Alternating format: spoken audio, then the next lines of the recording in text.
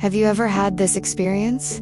You walk into a room, no one says anything, but suddenly your mind speaks for them. They're looking at me. They think I'm weird. They're judging me, I can feel it. And you try to act normal, smile the right way, stand the right way, speak just enough to not be too much. You go home exhausted from just existing. If this sounds like you, I want to say this clearly: you're not crazy. You're not broken. You're not weak. You're carrying a wound. A wound that started early, maybe so early, you don't even remember when. And today, we're going to explore that wound gently through the teachings of Alfred Adler.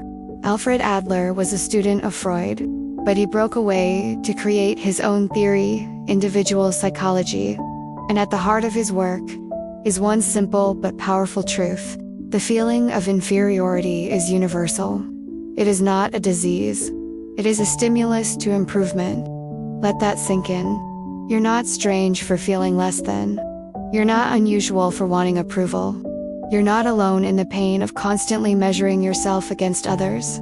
According to Adler, all of us begin life with a deep, internal feeling of inferiority. Why?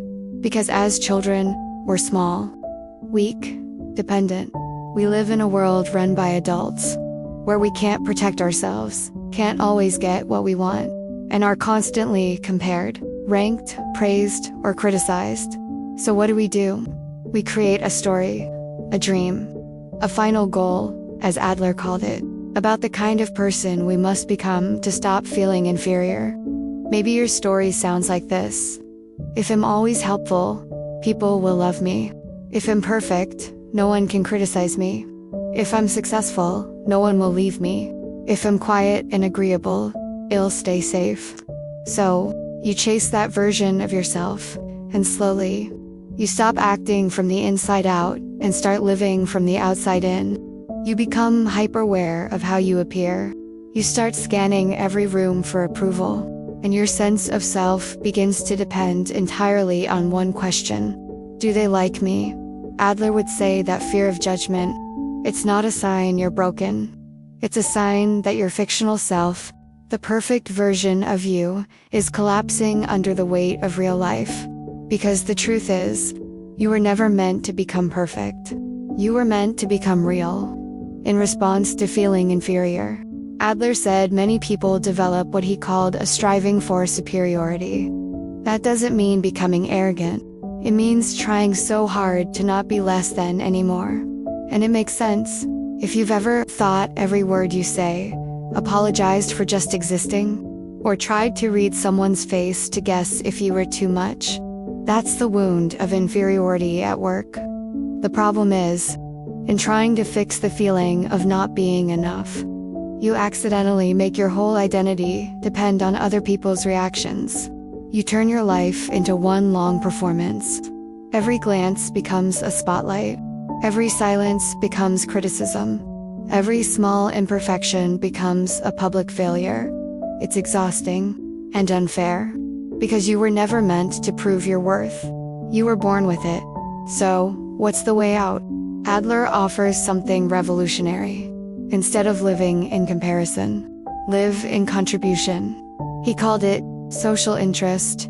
It means this: you are part of a whole, not separate, not ranked, not compared, just connected. Your value doesn't come from beating others. It comes from being yourself with others. So instead of asking, did they like me? Was I good enough? You begin asking, was I kind? Did I show up honestly? Did I connect? This is not about becoming selfless. It's about becoming anchored. Because when you live for contribution instead of approval, the fear of judgment begins to melt. You no longer need to be perfect. You just need to be present. Adler said, trust only movement.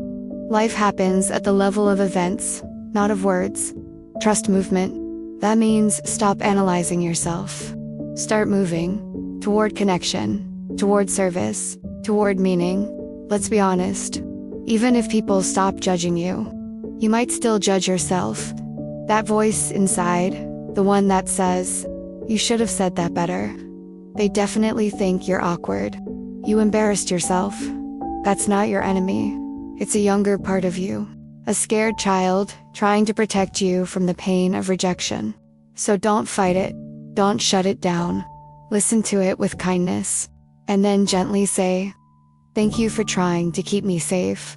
But I don't need to be perfect to be loved, because you don't." Let's give you something practical. Here is a daily 3-step reflection based on Adler's ideas. Notice the trigger. Ask, when today did I feel judged or not good enough? Name the fictional goal. What version of myself was I trying to be in that moment? Reframe with contribution. What did I offer? How did I show up with care? Truth or presence, even if it wasn't perfect. Write these down each night. Let them be a mirror, not of who you're trying to become, but of the real you who's already here. You were never meant to live your life in fear of what they think. You were meant to live in love with who you are. They might be watching, they might not, but your worth doesn't depend on their gaze. It never did. Alfred Adler taught us. We all feel inferior, but we also all have the power to create a life that reflects our courage, our comparison. So walk into the room, breathe, be kind, and belong, not by being perfect, but by being real, because you matter, exactly as you are.